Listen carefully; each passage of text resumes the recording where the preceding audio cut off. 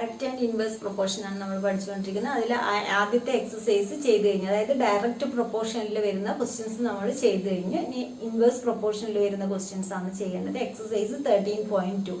അപ്പോൾ direct proportion എന്ന് പറഞ്ഞു കഴിഞ്ഞാൽ നിങ്ങൾ പഠിച്ചതാണ്. എന്താണ്? ഒന്ന് കൂടുമ്പോൾ അടുത്ത വാല്യൂ കൂടുകയാണെങ്കിൽ നമ്മൾ എന്ത് പറയും? Direct proportion. ഇൻവേഴ്സ് പ്രൊപ്പോർഷൻ എന്ന് പറയുമ്പോൾ ഒന്ന് കൂടുമ്പോൾ അടുത്തത് കുറയുകയാണെങ്കിൽ, അല്ലെങ്കിൽ അടുത്തത് കുറയുമ്പോൾ മറ്റേത് കൂടും, അങ്ങനെയുള്ളതിനെയാണ് നമ്മൾ എന്ത് പറയുക? Inverse proportion. അപ്പോൾ ഇതിൽ നമുക്ക് ഫസ്റ്റ് ക്വസ്റ്റ്യനിൽ ഏതൊക്കെയാണ് ഇൻവേഴ്സ് പ്രൊപ്പോർഷൻ, ഏതൊക്കെയാണ് ഡയറക്റ്റ് പ്രൊപ്പോർഷൻ എന്നുള്ളത് നോക്കാം. The number of workers on a job and the time to complete the job. അപ്പോൾ നമുക്കറിയാം, ഒരു ജോബിന് വർക്കേഴ്സിന്റെ എണ്ണം കൂടുകയാണെങ്കിൽ കംപ്ലീറ്റ് ചെയ്യാൻ എടുക്കുന്ന ടൈം കുറവ് മതി. ഇപ്പൊ 2 ആൾ ചെയ്യുന്ന ജോലി 4 പേരാണ് ചെയ്യുന്നതെങ്കിൽ നമുക്ക് അവിടെ എടുക്കുന്ന ടൈം എന്തായിരിക്കും? കുറവാണ്. അപ്പോൾ അവിടെ ഒന്ന് കൂടുമ്പോൾ മറ്റേത് കുറയാണ് ചെയ്യുന്നത്. നമ്പർ ഓഫ് വർക്കേഴ്സ് കൂടുകയാണെങ്കിൽ ടൈം കുറയാണ് ചെയ്യുന്നത്. അങ്ങനെയുള്ളതിന് നമ്മൾ എന്താണ് പറയുക? Inverse proportion. അപ്പൊ ഇത് ഇൻവേഴ്സ് പ്രൊപ്പോർഷൻ ആണ്. First inverse proportion, number of workers കൂടുന്നു, അവിടെ ടൈം കുറയാണ് ചെയ്യുന്നത്. അങ്ങനെയാവുമ്പോൾ അത് ഇൻവേഴ്സ് പ്രൊപ്പോർഷൻ. അടുത്തത് the time taken four A journey and the distance travelled in A uniform speed. അവിടെ നമ്മൾ time taken four A journey, അതായത് ഒരു അതിന് യൂണിഫോം സ്പീഡിൽ പോയിക്കൊണ്ടിരിക്കുന്നതാണ്. അപ്പോൾ ഡിസ്റ്റൻസ് ട്രാവൽ ടൈം കൂടുന്തോറും ഡിസ്റ്റൻസും കൂടി വരികയാണ് ചെയ്യുന്നത്. അപ്പോൾ നമുക്ക് എന്താണ്? ഡയറക്റ്റ് പ്രൊപ്പോർഷൻ ആണ്. യൂണിഫോം സ്പീഡിലാണ് പോയിക്കൊണ്ടിരിക്കുന്നത്. അപ്പോൾ ഡിസ്റ്റൻസ് ട്രാവൽ ചെയ്ത ദൂരം അതിനനുസരിച്ച് കൂടുകയാണ് ചെയ്യുക. അപ്പോൾ നമ്മൾ 1 മണിക്കൂറിൽ 2 കിലോമീറ്റർ അങ്ങനെയാവുമ്പോൾ 2 മണിക്കൂർ ആവുമ്പോൾ അതിനനുസരിച്ച് പിന്നെയും കൂടുകയാണ് ചെയ്യുക. അപ്പോൾ അതുകൊണ്ട് അതിനെ നമുക്ക് എന്ത് പറയുക? ഡയറക്റ്റ് പ്രൊപ്പോർഷൻ ആണ്. Area of cultivated land and the crop harvested, അതും എന്താണ്? ഡയറക്റ്റ് പ്രൊപ്പോർഷൻ ആണ്.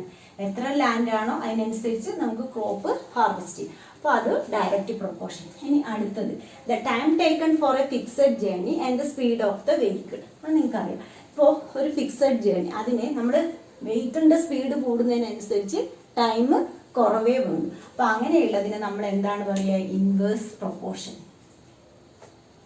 Time taken four A fixed journey, speed of the vehicle, speed കൂടുന്നതിനനുസരിച്ച് നമുക്ക് അവിടെ ടൈം കുറയാണ് ചെയ്യുക. അടുത്തത് population of A country and the area of land per person.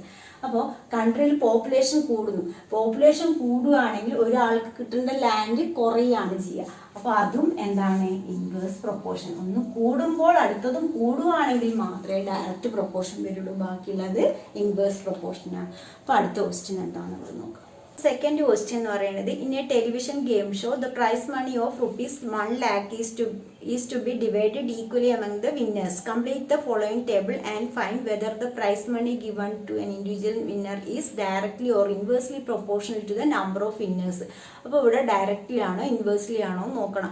അവിടെ നമുക്ക് ഫസ്റ്റ് ഇത് രണ്ടുമാണ് തന്നിട്ടുള്ളത്. Number of winners, prize money for each winner. ഇവിടെ നോക്കുകയാണെങ്കിൽ ഒരാളാവുമ്പോൾ 1 lakh ആണ്, 2 ആളാവുമ്പോൾ അവിടെ കുറഞ്ഞു, പ്രൈസ് മണി കുറഞ്ഞു. അതിൽ നിന്ന് തന്നെ നമുക്ക് എന്ത് പറയുക? ഇത് ഇൻവേഴ്സ്ലി പ്രൊപ്പോർഷണൽ ആണ്. അപ്പോൾ ഇൻവേഴ്സ്ലി പ്രൊപ്പോർഷണൽ ആണെങ്കിൽ നമ്മൾ എങ്ങനെയാണ് വാല്യൂ ആണ്? x1 y1 equal to x2 y2.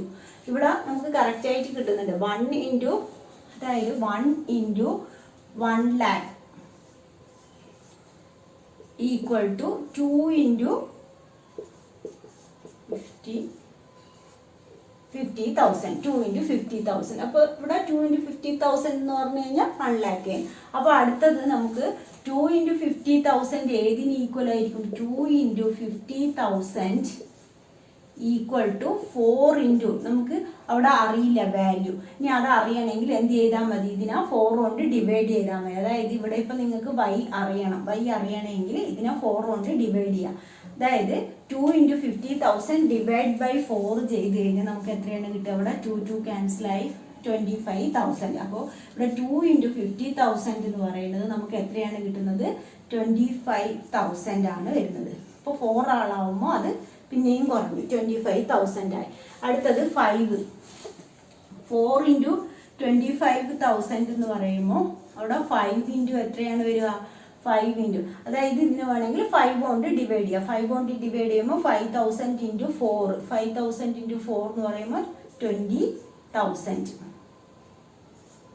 20,000 ആയി. അടുത്തത് 5 ഇൻറ്റു 20,000 ഈക്വൽ ടു 5 × 20,000 എത്രയാണ് വരിക? ഇവിടെ നമുക്ക് 8 ഇനി കാണേണ്ടത്. 8 പേരാകുമ്പോൾ എത്രയാണെന്നുള്ളത് 8 പേരാകുമ്പോൾ കാണണമെങ്കിൽ അതേപോലെ 8 കൊണ്ട് ഡിവൈഡ് ചെയ്ത് നോക്കിയാൽ മതി. 8 കൊണ്ട് ഡിവൈഡ് ചെയ്ത്, അതായത് 8 × ഇതെല്ലാം ഇപ്പം നമുക്ക് 1 lakh ആണ് കിട്ടുന്നത്. അപ്പോൾ 8ന് കൂടെ 1 lakh കിട്ടണമെങ്കിൽ എത്ര വേണം അവിടെ?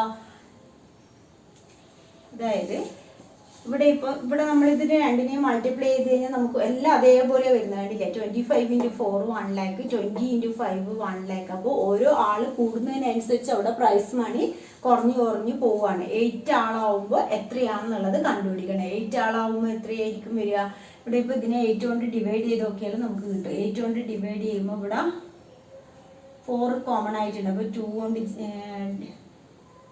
5 25/2 25/4 1 1 2 5 0 0, അതായത് 12,500 ആണ് വരിക. അപ്പോൾ ഇവിടെ 12,500 ആണ് വരുന്നത്. അപ്പോൾ 8 ആളാവുമ്പോൾ 12,500 ആയി. ഇനി 10 ആളാവുമ്പോൾ നമുക്കറിയാം 10 × 10,000 ആണ് എത്ര? 1 lakh വരിക. അതുപോലെ 20 ആവുമ്പോൾ അവിടെ 20 ×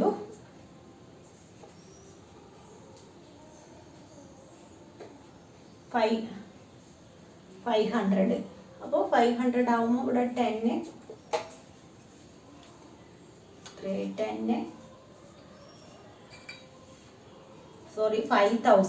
അപ്പോൾ 20 × 5,000 ആണ് വരിക. ഇത് ഇൻവേഴ്സ്ലി പ്രൊപ്പോർഷണൽ ആണ്. ആളുടെ എണ്ണം കൂടുന്നതിനനുസരിച്ച് കിട്ടുന്ന പ്രൈസ് മണി കുറയാണ് ചെയ്യുന്നത്. ഒന്ന് കൂടുമ്പോൾ അടുത്തത് കുറയാണ് ചെയ്യുന്നത്. അതുകൊണ്ട് നമുക്ക് എന്ത് പറയാം? Inversely proportional. ഇൻവേഴ്സ്ലി പ്രൊപ്പോർഷണൽ എന്ന് മനസ്സിലാക്കി കഴിഞ്ഞാൽ കാണണമെങ്കിൽ നമ്മൾ എന്ത് ചെയ്താൽ മതി? x1 y1 = x2 y2.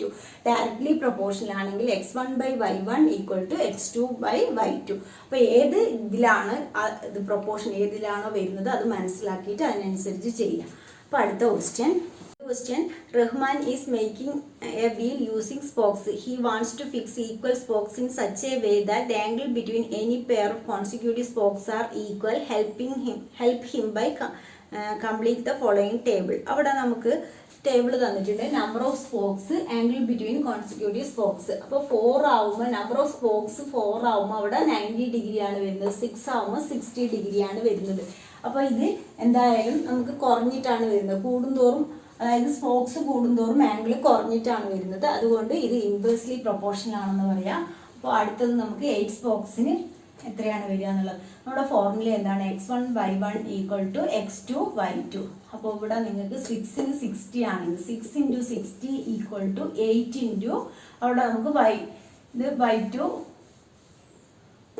y3 y4 y5 എന്ന് കൊടുക്കാം. അപ്പോൾ ഇവിടെ നമുക്ക് y3 ആണ് കാണേണ്ടത്. അപ്പോൾ 6 × 60 / 8 = y3 എന്ന് വരും. അപ്പോൾ ഇതിനെ ക്യാൻസൽ ചെയ്യുമ്പോൾ ഇവിടെ 2 കൊണ്ട് ക്യാൻസൽ ചെയ്യുകയാണെങ്കിൽ 4, ഇവിടെ 2 കൊണ്ട് ക്യാൻസൽ ചെയ്യുകയാണെങ്കിൽ 3, ഇതിനെ 4 കൊണ്ട് ഇവിടെ 15 ആണ് വരിക. 15 × 3 എന്ന് പറഞ്ഞു കഴിഞ്ഞാൽ 15ഉം 4ഉം മൾട്ടിപ്ലൈ ചെയ്ത് കഴിഞ്ഞാൽ 60 ആണ്. അപ്പോൾ 15 × 3 എന്ന് പറഞ്ഞു കഴിഞ്ഞാൽ 45. y3 എന്ന് പറയുന്നത് 45. 8 സ്പോക്സ് വരുമ്പോൾ 45 ഡിഗ്രിയാണ്. ഇനി അടുത്തത് 10 സ്പോക്സ് വരുമ്പോൾ ഇതിൽ ഏതെങ്കിലും ഒന്ന് എടുത്താൽ മതി നമുക്ക്. അല്ലെങ്കിൽ 4 × 90 = 10 × y4. ഏതെടുത്താലും കുഴപ്പമില്ല. അപ്പോൾ y4 എന്ന് പറയുന്നത് 4 × 90 / 10 ക്യാൻസലായി 36. അപ്പോൾ ഇത് 36. 10 സ്പോക്സ് ആവുമ്പോൾ 36 ആണ് വരുന്നത്. ഇനി 12 സ്പോക്സ് ആവുമ്പോൾ എത്രയാണെന്നുള്ളത് അതിൽ നമുക്ക് വേണമെങ്കിൽ 4 × 90 = 12 × y5. അപ്പോൾ y5 = 4 × 90 / 12. അപ്പോൾ ഇവിടെ 3. അപ്പോൾ 30 കണ്ടില്ലേ? അപ്പോൾ കൂടുന്തോറും സ്പോക്സിൻ്റെ എണ്ണം കൂടുന്നതിനനുസരിച്ച് ആംഗിൾ കുറയാണ്. അപ്പോൾ നമ്മുടെ first question, are the number of spokes and the angle formed between the pair of consecutive spokes in inverse proportion ആണെന്ന് പറയാം. Calculate the angle between a pair of consecutive spokes on A wheel with 15 spokes. 15 spokes ആവുമ്പോൾ എത്രയാണെന്നുള്ളത് കാണാൻ നമുക്ക് 4 × 90 = എത്രയാണ്? 15 സ്പോക്സിന് എത്രയാണ് angle? അപ്പോൾ അത് കാണണം. അപ്പോൾ y equal to 4 × 90 divide by 15. ഇതിൽ നമുക്ക് എങ്ങനെ ക്യാൻസൽ ചെയ്യാം? ഇതിനെ 3 കൊണ്ട് ക്യാൻസൽ ചെയ്യുകയാണെങ്കിൽ 5, ഇവിടെ 3 കൊണ്ട് ക്യാൻസൽ ചെയ്യുകയാണെങ്കിൽ 30, 6. അപ്പോൾ 6 4s are 24.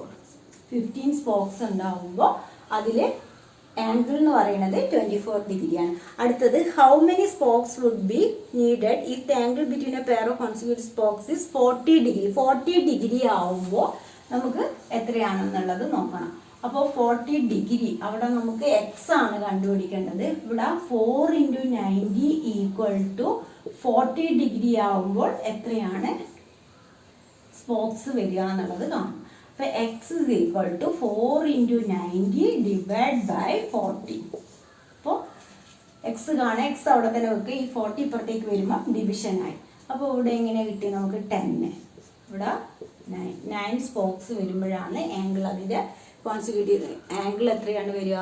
അപ്പോൾ ആംഗിൾ 40 ഡിഗ്രി ആയിരിക്കും. അതിനനുസരിച്ച് ക്വസ്റ്റ്യൻ എന്ന് പറയുന്നത് if a box of sweets is divided among 24 children they will get 5 sweets each. How many would each get if the number of children is reduced by 4. അപ്പോൾ 24 children ഉണ്ടാവുമ്പോൾ number of sweets 5 എണ്ണം ഇതാണ് കിട്ടിയത്.